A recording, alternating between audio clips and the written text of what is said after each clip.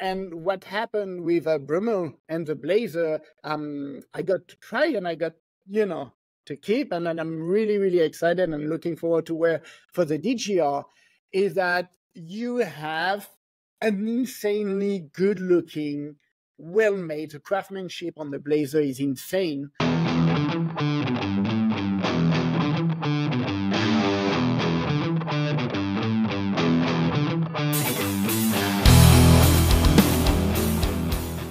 Hi everyone, thank you for joining us again. This is Writer's Journal and I'm Nino Karas. I'm the founder, actually the co-founder of Brummell. I'm really happy about this episode because today I have a chance to speak with a DGR All-Star MVP, however you said it. My guest today is Vincent Nicolai. He's a Frenchman living in NYC, a really passionate motorcyclist, essential part of the New York City motorcycle community out there, especially among the gentleman riders. And I'm super happy to speak with him about his riding experience, about his experience with the Distinguished Gentleman Ride as an event, and about his experience with the Brummell Blazer so far. But he'll tell us more about it. So welcome, Vincent. Thank you for joining us today. I'm not sure I pronounced your last name correctly. Correct me if I'm wrong. But is it Nicolai, right? It is Nicolai or Nicolai. It really depends on, where you're from when you say it. And good morning, Nino. Thank you so much for having me. I love your Manhattan background behind you. It almost looks like a filter, but it's not. We already checked that. So super jealous about your view from behind. So Vincent, thank you again for joining us today. So you have tons of riding experience. I've seen a lot of stories written about you on some magazines. I watched a documentary about your journey so far. So I would start off by asking you, how did you actually got into motorcycling? Like, how did you start riding motorcycles? Oh, that's not gonna make me feel any younger. So technically, that would be 30, 32, 33 years ago when I actually got on my first motorized two wheels. I was back then 30 years old. Growing up in Saint-Tropez, the eastern border of the French Riviera, the temperature are milder all year long. Of course, definitely hot in the summer, but not insanely cold in the winter. We don't really get snow. We don't really get ice. So people ride two wheels all year long, especially during, the touristic season, because of the amount of traffic jam that we encounter on the roads. All the locals need, motorized two wheels to be able to get to places without spending hours and hours stuck in traffic. Is it like Italy? Like, did you start off with scooters and then, do people ride mostly scooters there, or do they get on like bikes mostly? Well, it most definitely start with a scooter. The legal age, technically, to ride a 50cc motorized scooter in France, back then, I'm sure it's still the same, but back then it was 14 years old. So technically, I actually started riding on my older brother Rock motorized scooter that I crashed. I apologize, dear brother. But that's how I started pretty much. And then, before I was actually 14, I managed to work an entire summer job, taking out fruits out of the back of a semi truck and put them out on the road edge. In the summer in the south of France, you have all those displays of food and vendors along the roads. And that's what allowed me to actually purchase my first one. My father, being a motorcycle rider, was quite strong on the idea that if I wanted to ride a motorized two wheels, I would have to work and buy it myself, which is in the same way the same thing I will do to my son, who's 12 years old. And if one day decide that his time has come to get on his own motorized two wheels, he will have to work hard and purchase it himself. Oh, that's an interesting, a way to tutor and mentor your kid, and I think it's the honorable way in doing it. Now you live in NYC. Mm-hmm. What do you like? What do you currently write? What's your daily writer today? So in New York City, it's completely different than the south of France. You do not really ride two wheels to commute. It's more than a hobby here. Number one, riding in the city, because of the amount of traffic, the tourists, the cabs, everything, it's maddening. It's not, the safest city to ride the two wheels in, let alone a motorized two wheels.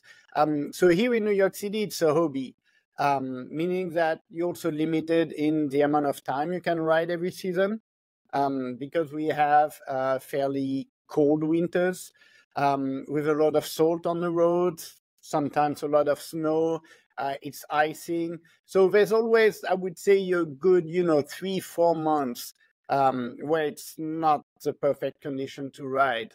And as soon as the weather allows it, and this winter we were extremely lucky, I actually did not winterize my bike. I rode the whole winter.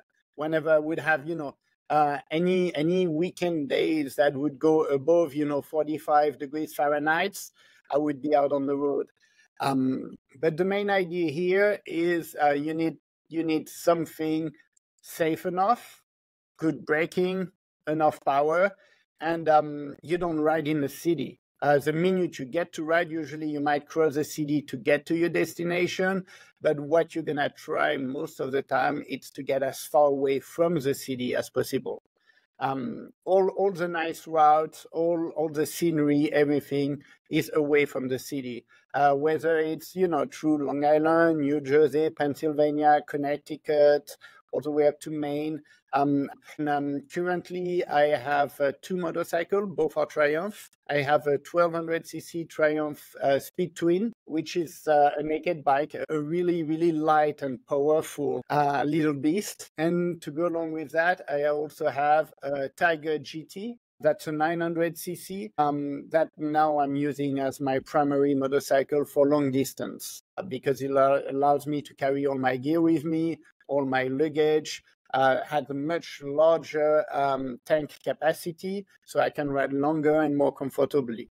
But you've done a really interesting ride, I would say the legendary Route 66 round trip. Mm-hmm. So how was that? Can you share a bit about your experience riding Route 66? Of course, with pleasure. It's to this day, with my wife, my wedding day, the birth of my son, and a few special days, it is still to this day a memory that, as you can see, trigger immediately, a moment of happiness. Every time I think about it, it's my happy place. All those memories and, pictures that are triggers, in my head thinking about it. It was a very, very special moment. We're going back in time, so it was 2009. I had been here already for a while, not riding motorcycle because I dedicated myself when I arrived in the United States to work. And then suddenly I got to a point where I was settling. I had a wonderful wife, and I felt something was still missing. And that was the two wheels. So out of the blue, I just decided one day to go to the Ducati Triumph dealer that back then was in Manhattan. And on the spot, I bought a Bonneville, T100 Bonneville. It's always been one of my dream motorcycle. Took it home, and from there I started planning.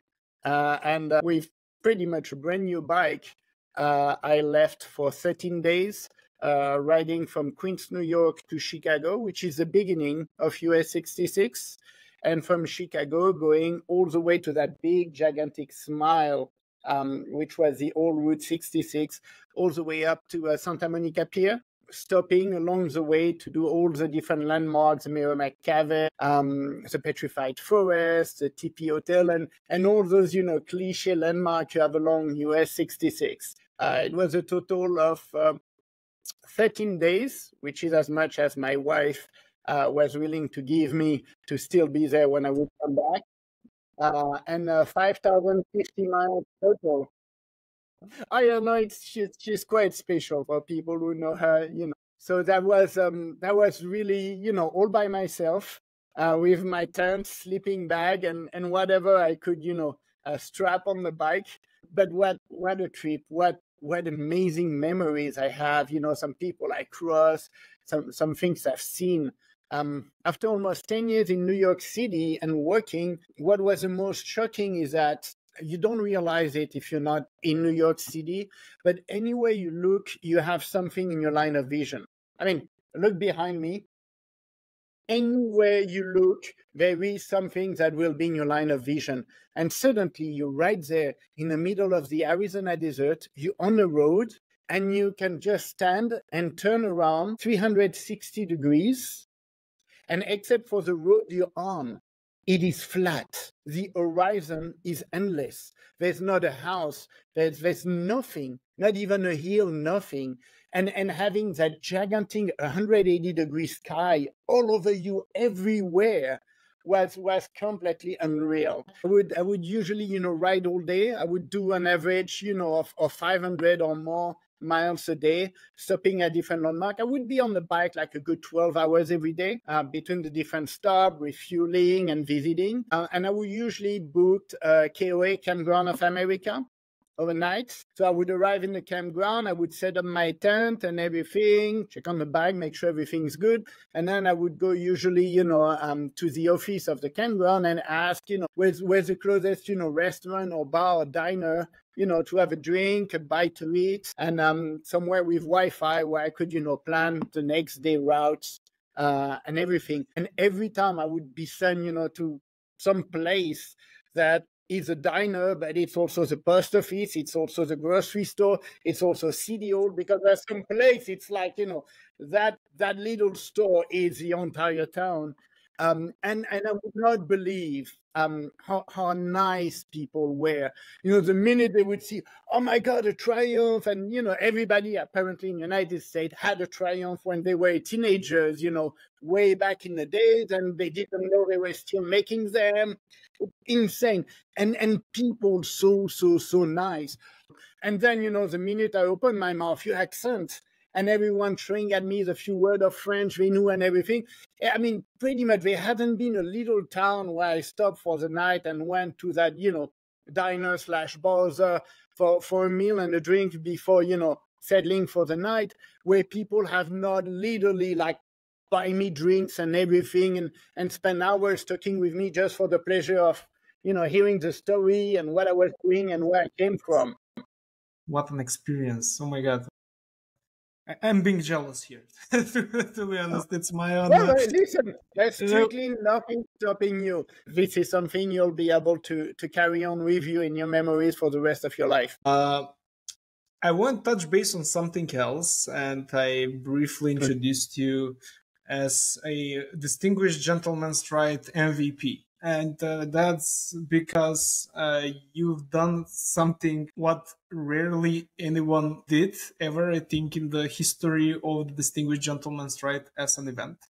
By the way, for our listeners, the Distinguished Gentleman's Right is this special event that happens nowadays in almost every major city in the world. And it's an event that happens once annually and has the goal of raising funds for men's health. Once annually, people in different cities around the world dress up really nicely in suits, all dapper, take out their classic bikes or Vespas, and they ride somewhere around the city. Funds are raised prior, I think, a month prior to the actual ride happening. It started off in Sydney, now it's in many different cities. New York is one of the top fundraising cities in the world. I think last year it was top 2 or top 3, I'm not sure. No, Brummell. we've been. I'm so sorry to interrupt you, but Yeah, yeah, New York Pride here. We've been ranking first for quite a few years now. first. Okay, thank you for Yes. the correction. We love the event. I love DGR. I love everything it stands for. Brummell is an official sponsor of the Distinguished Gentleman's Ride for 4 years now. We're sponsoring the LA event. Hopefully, we get to do and help out with the New York City event soon as well, because we would love to do that. But you've done something really special since the event kickstarted in New York, and since the years you started riding in NYC as part of the event. You've been ranked as a top fundraiser for New York. Am I correct? Yes, I got really lucky to be in a work environment that encourage us. I work for a corporate law firm, Latham and Watkins, and the firm has a culture of encourage their employees, to help with charities and anything that you could do outside of work. That will benefit a large number of people.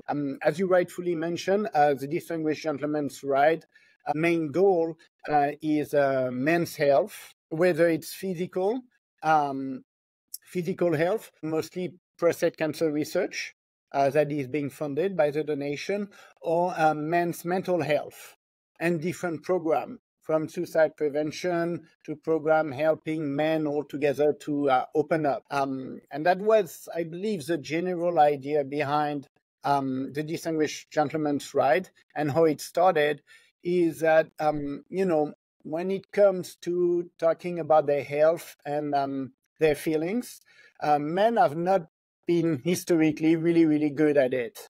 And unfortunately, with things like prostate cancer, early screening and being able to talk about it and not being shy about it, just being comfortable and aware about it, makes a big difference. Because it's a cancer that has a really highly rate of survival, and it's something that, if caught early enough, can most definitely be beat. And it's in so many ways a little bit the same way with mental health. Just being able to open up with someone, to have, a shoulder to rest on, someone's here to listen, it makes a big difference. Same thing as prostate cancer. If you catch it too late, there's not much you can do. When it comes to suicide prevention, when you're too late, you're too late. You don't get a second chance.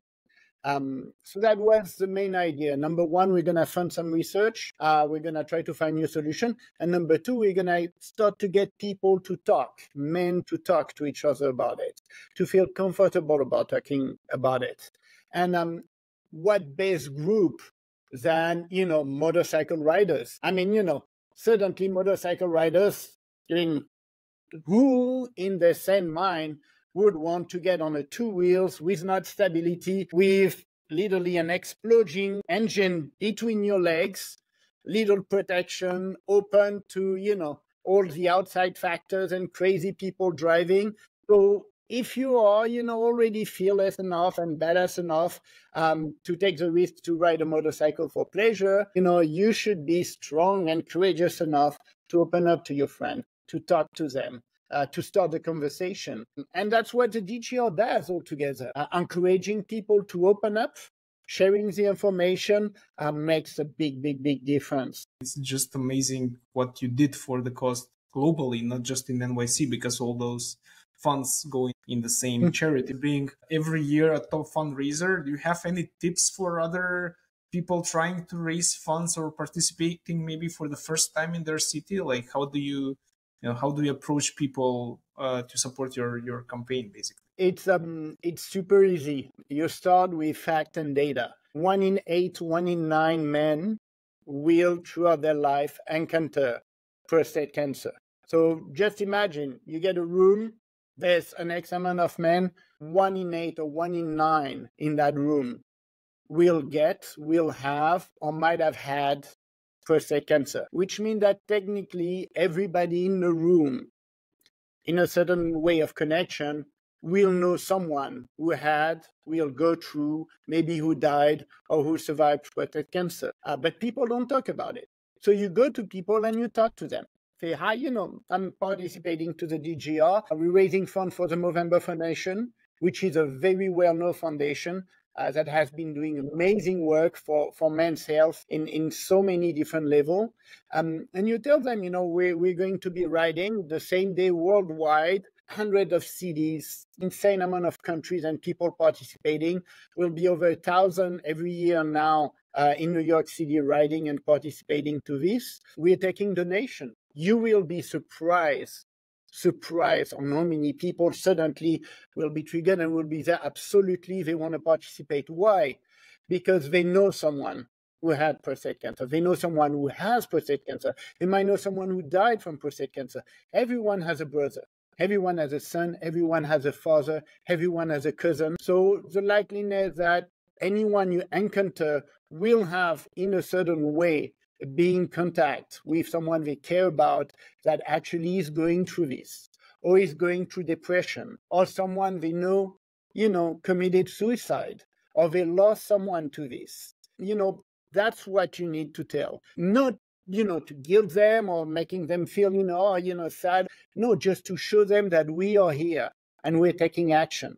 Go to people, just be open, talk to them, and then the DGR has the chance to be a highly visible, a really good-looking event.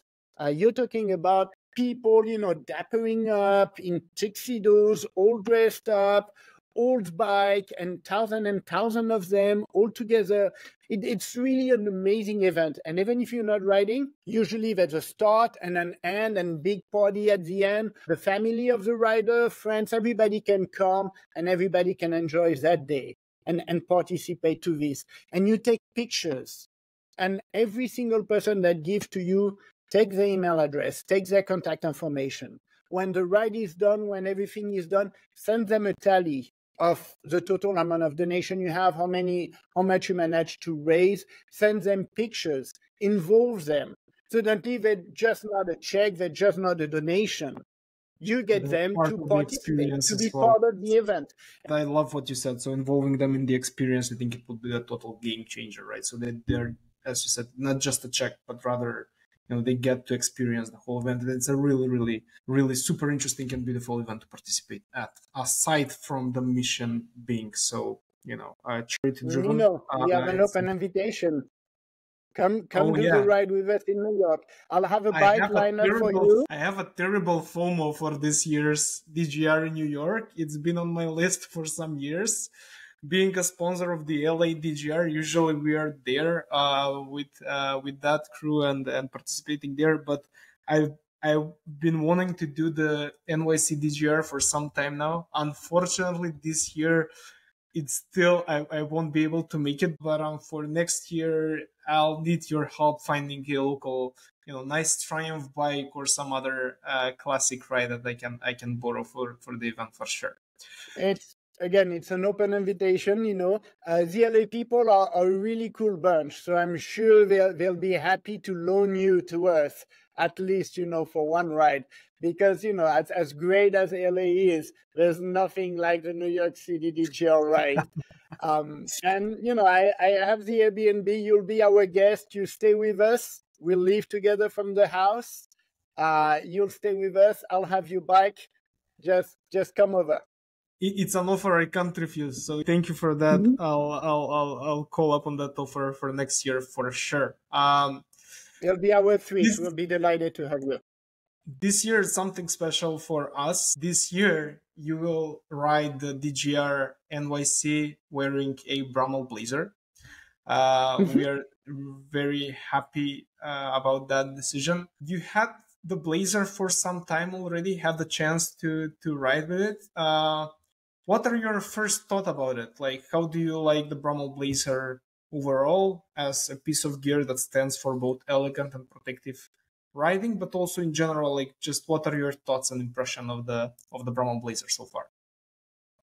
Well, to clarify a few things, I'm the leaky person because I have one of those blazers that you were kind enough to to get to meet with Nina after, we chat about it. One of the main thing, that a few people rightfully thought that, we had to give away for the DGR is the protection. Because, we all dressed up, we all want to look good, we on old bike. So yes, we're not racing. It's not really dangerous because, we have organizer, we have the highway patrol and everything. But at the same time, you being there wearing clothing that would not provide you any, if not very little protection in case of an accident or other. And an accident is a reality you need to consider on a motorcycle. There's two different kind of riders. It's those who've been in an accident and those who have not been in an accident yet. So if you're riding a motorcycle, one day or the other, you're going to hit the ground. We used to say, a car, it's metal around flesh. A motorcycle, it's flesh around metal. So what you're wearing on you, that's your armor. And what happened with Brummell and the Blazer, I got to try and I got, to keep, and then I'm really, really excited and looking forward to wear for the DGR, is that you have an insanely good-looking, well-made, the craftsmanship on the Blazer is insane, that you can wear and that nobody will look at you like, it's not puffy, it's not big, you don't have, gigantic, bubble where the protection is. You actually look dressed up. But the undergarment and all the different level of protection you have on it, the Kevlar, the paddings and everything, offer you that level of protection that we've been missing. And then that's what, really got me excited and made me reach out to you guys, because I have not seen this before. I had a couple of, riding hoodies. There's a few companies that would make, Kevlar threaded and other hoodies with dorsal protection and everything. But, that's casual riding. It's a hoodie. You're not going to be wearing a hoodie to the DGR. So suddenly having that insane pinstripe blazer, that I'm going to be able to wear with the rest of my outfit and everything, well, feeling completely, buffed up and protected, that's a life changer for me. That's really great to hear. I'm curious, what's your plan? Like, do you have a combination in mind? What I will be doing is that this year also it's quite special because for the first time, my son, who's now 12 years old and will be 13 in August, is old enough and big enough to ride with me and to be behind me as my pillion for the ride. So my son grew up, this is my 10th DGR, riding and fundraising. So my son is 12 years old. He grew up pretty much with this. Every year we have a barbecue bike wash fundraiser at my house where my son and his schoolmate clean up bike for tips to donate to the fundraiser. So for once, after all his hard work, he's going to get to participate and be there. We have an amazing outfit for him as well. So I will have my blazer with a shirt and a tie. What I will do, because the blazer altogether is in two parts. You have the blazer itself, but you also have the insert and attachments. So what I will do, I will have my shirt, my tie and everything under. While I'm riding, I will have the attachment all bundled up and buckled. And every time we would be stopping, either for the pre-ride or the after-party or photo shoot or other, I can just easily remove the attachment and the bundling up in the center and just wear my blazer with the tie and the shirt would look great. My son will have a really, really great shirt with bow tie and suspender. So the two of us should be quite a pair. I'm really, really excited and looking forward to having him with me for the first time. And, hopefully we will both come out looking decent enough. I'm super happy to hear you're riding with your son this for this year's event. And I can't wait to see the pictures of both of you. I wish you good luck on being the top fundraiser for this year's DGR again. And thank you for sharing all of those wonderful experiences with us during this call. Thank you so much. It was a true pleasure to be here with you. Hopefully, your encouragement will work, and I'll finish, highest fundraiser here in New York.